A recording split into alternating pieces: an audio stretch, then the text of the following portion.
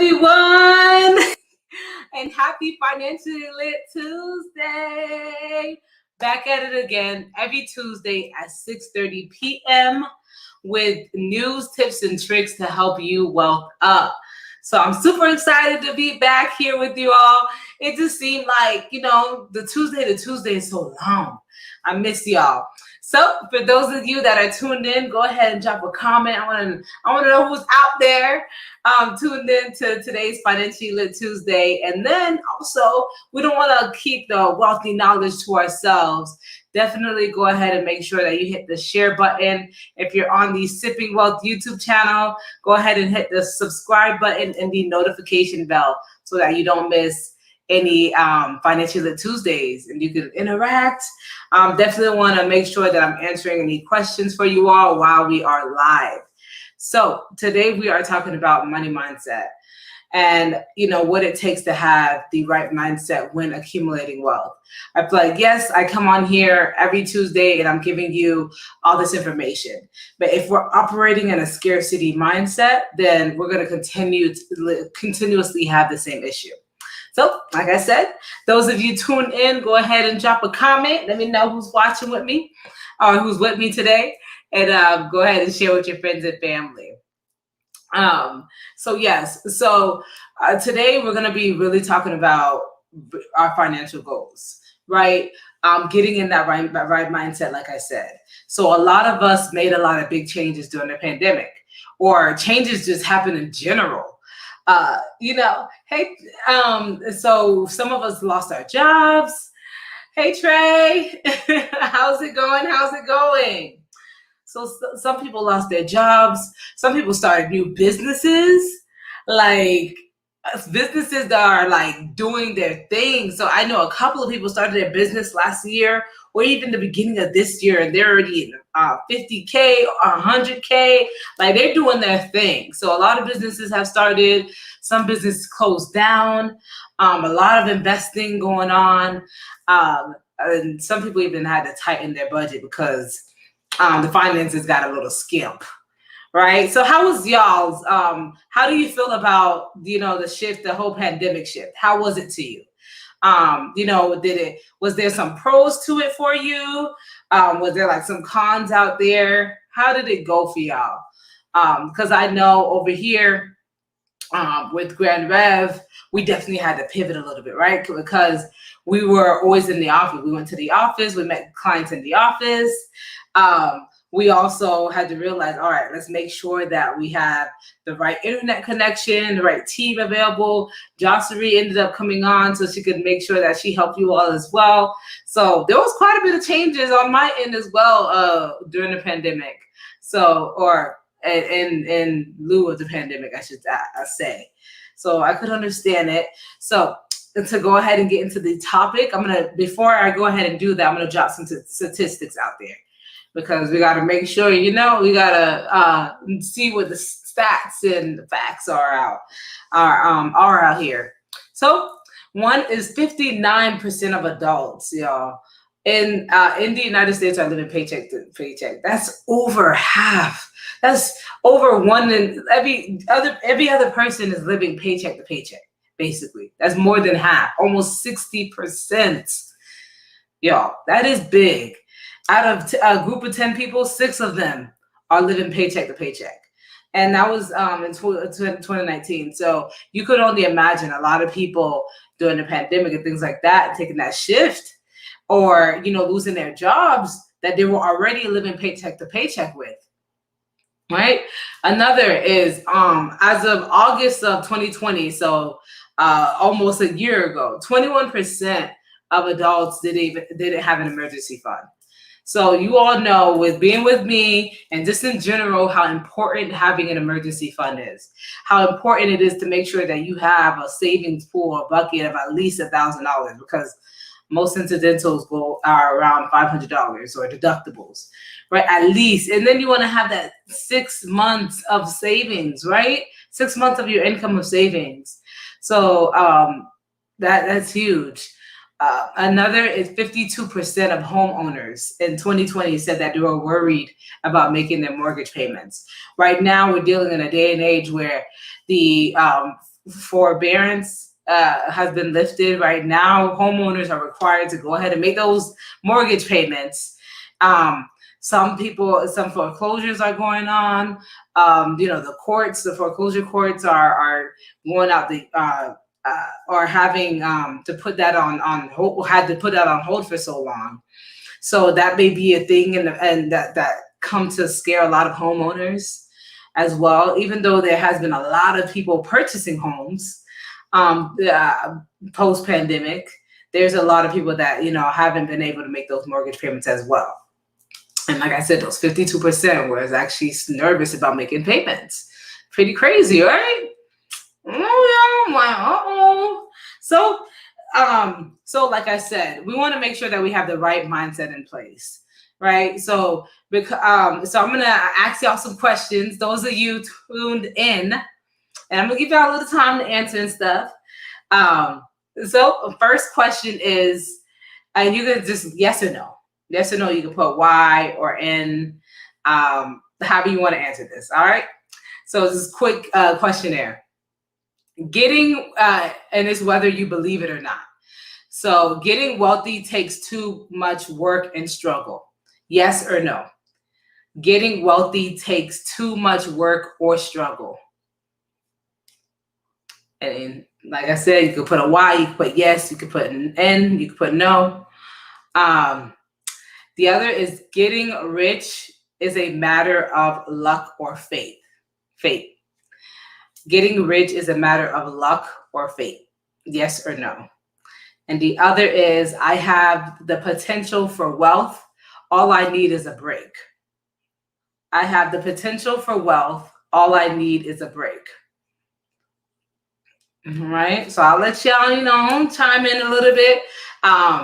As y'all are chiming in and saying what what you believe, don't believe out of those statements, that it comes from my mindset there. So normally in our Wealth Up events that we host every month, we have our attendees do this Money Mindset questionnaire. And what it really helps do is to put things in perspective. Like, oh shoot, like, I believe money is the root of all evil. I heard it so many times in my life. Or I believe getting rich is not for people like me. So really trying to figure out where we're at, because in order to really have a clear idea or create a clear plan of where we want to go, we have to understand where we are. All right. So let me see. So you got quite a few no's. All right. So I'm guessing the no. Okay. No. And then the last one was a yes. So if you answered no to any of these, no for the last one. All right. So if you answered no for any of these, then great. Then you're on the right track. Of course, those are only 3 of the questions. If you answered yes for it, it's hey, which Brianna, you had a yes for the bottom one. I have potential for wealth. All I need is a break. I know. And as a business owner, like, oh my gosh, it just gets exhausting. We just want to, I just need a vacation. I just need this. But what we don't realize is actually holding us back. Or we feel that, in order to get to the next level, I actually need to take a step back. When in reality, like, I'm going to get there regardless. I have the potential for wealth, and I'm going to achieve that potential. I may need a break, but that's not the reason why I haven't reached that level of wealth. So I have the potential for wealth. All I need is a break. It's like, no, I have the potential and I'm going to get it. Getting rich is a matter of luck or faith. No, getting rich is what I'm going to do. Like, it's done. It's already done. It's something that I'm working on, and it's going to happen for me. Getting wealthy, it takes too much work and struggle. You know what? There is this quote that says, being rich or getting rich is hard, but being poor is harder, or is hard. Like, they both hard. So being rich is hard, being poor is hard. Choose your hard. That's what it was. And it's basically like, either way, Like either way, it's a fight. Which fight do you want to be in? Do you want to be in the rich fight of actually financial stability, or do you want to be in the struggle of financial burden and poverty? So yeah, it's like choose your heart, right, Brianna? Like, what you want to do? Do you want this or no? If you believe getting wealthy is too much work, you're telling yourself, hey, like, if I, like, you're basically telling yourself that, I, like, it's not worth the effort. Like, it is way too much work. No, you can miss me with that. I'm going to go take this nap. I'm going to go to sleep. Getting rich is not on the agenda today. That's essentially, I'm being a little extra. If you believe becoming rich is a matter of luck, you're telling yourself that it's unattainable. Like, it's a roll of the dice. Oh, I'm not rich because I'm not lucky. When being rich is attainable, like, you can't achieve that. And then, so it may seem like harsh, but if you have to be able to expand and open your mind to a mindset of more of abundance. There's quite a few like mantras and things on YouTube that I enjoy listening to. You can look up some money mantras, things like that, some meditations that are really good to kind of help shift the mindset and put you in a new headspace. I have the potential and will obtain the knowledge to be financially wealthy. Oh, I like that. I like that. I like that. That is a great affirmation. Absolutely. And I have a list of affirmations as well that I got at a convention that I went to. And I look at it. I got away from it for a little bit and literally just started back with it. Sometimes you fall off the wagon a little bit, but yeah, definitely it's great. Just having those affirmations, speaking them. I start all the Wealth Up workshops with affirmations. It's like a signature, just making sure we're in the right headspace to obtaining, receiving everything that's meant for us. Right. So that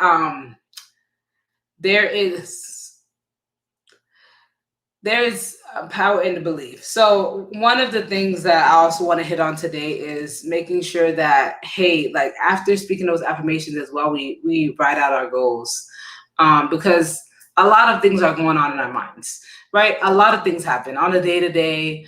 And then we're like, oh yeah, I need to do that. Or, you know what? We see something that's motivating. We're like, oh shoot, I need to do that. And we don't write it down. Um, uh, and we don't, or maybe we do write it down, but we don't review it. So that's another thing that we have to get in the habit of doing as well, writing them down. I know I used to wake up when I used to wake up at 6 a.m. So now I wake up in the morning and I get up and get into CPA studying. But but when I used to wake up in the morning and it was just like I would write down my goals for the day, things like that, which could be a good practice, and then review them. So every day you're kind of looking at, hey, I'm one step closer, or hey, like, and you have those small wins. So you start off with things you're grateful for, and then you go into things that you want to continue to achieve. It's because when you're in that gratitude mindset, it makes you happy. So you can't be upset and say thank you. Like, it just makes you want to smile. You can't be upset and be like, oh my gosh, that I'm so glad that happened. Even if it's small as, hey, I made sure I went grocery shopping today. Hey, I made sure I stayed under $80 on my grocery shopping list. Like, girl, you did a good job. There's that TikTok song to go, girl, you did a good job. You did a good job. You got to sing that to yourself and be like, you know what? I did that. So that you can keep the momentum. You can keep that work going. You can fuel off of it so that you can continue to achieve those goals. There are so many, the gremlin that's inside of your mind that's like hard, that you're fighting all the time, and you say, you know what, if that gremlin was like, I know you stay under your grocery budget by spending only $80, but you still spent $100 yesterday. And you tell them, hey, I know I spent $100 yesterday, but I'm just gonna live in the moment, and I'm glad I only spent $80 today. Right? Do that. Whatever you got to do, and then and fuel from that. A fuel. If you in a space where you're stagnant and things like that, another good thing trick is writing down. Again, writing down things that you're grateful for, and then writing out some goals, and so that you can feel like you're hitting stuff. And you can start small. You can be like, hey, I'm going to make sure that I eat 3 salads for lunch this week, whatever the case, and I'm going to make sure I prepare them myself, so that you're not like out here buying $10 salads. So, but yeah, so little things like that. I keep affirmations near to like how I do business and how and my life in general. So you will always see me speak of affirmations. Like I said, in Wealth of Events, I always start with affirmations. I have Grand Rev financial affirmation cards that I give out to clients. It is absolutely important that we continuously keep that mindset. It is Think and Grow Rich, Rich Dad, Poor Dad, seven habits of influential people, Wealth Choice. In all these books, they have a common theme, and it's really making sure that you have the right mindset, because it's everything. With it, you can achieve greatness. You can achieve everything and anything. So some affirmations. We're going to do a little affirmations together, y'all, for those tuned in. And these affirmations as well are on the affirmation card, some of them or all of them. And I'm just going to do 4. So you can say this to yourself on the other side of the screen, or, however. Cash flow quadrant was really good one. Yes. Absolutely. So Rich Dad Poor Dad, I continuously reread. Cash flow quadrant, I read just once, just to get more in-depth understanding. But yeah, Robert Kiyosaki's books are really good. Highly recommend. So for our affirmations, and you could just like close your eyes. I kind of had to look at it, but just a deep breath, y'all. First one is, I create my life. I create my life. I create the exact amount of my financial success. Take ownership in it. You got this. The second one, wealth constantly flows into my life. It just keep on coming, y'all. Hello. Y'all feel this?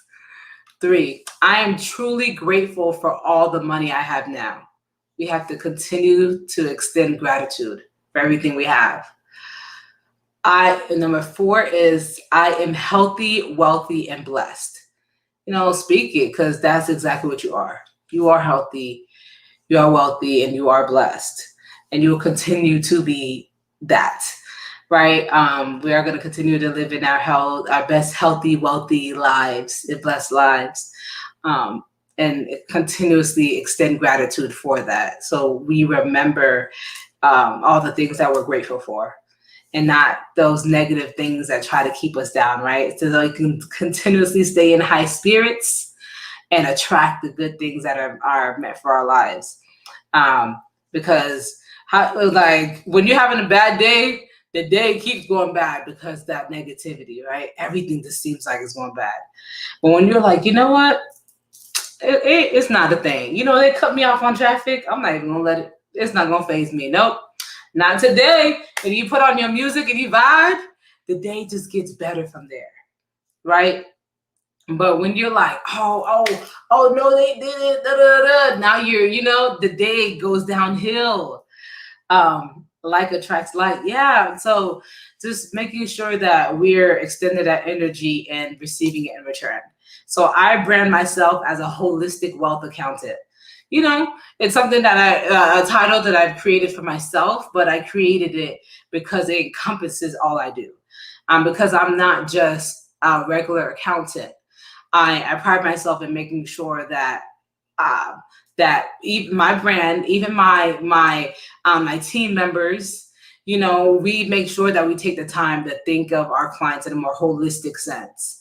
So if it has to do with creating a budget for them, we want to know, or a plan for them. We want to know what your current habits are. We want to know how to best help you reach your financial goals. We want to know what your goals are. So you won't see us, have a new client and not ask them, hey, what do you want? What do you want to achieve? What's your ultimate goal? And then from there, we see where you are, and we work from there for all our clients. So we make sure we take our time. And so I brand myself as a holistic wealth accountant.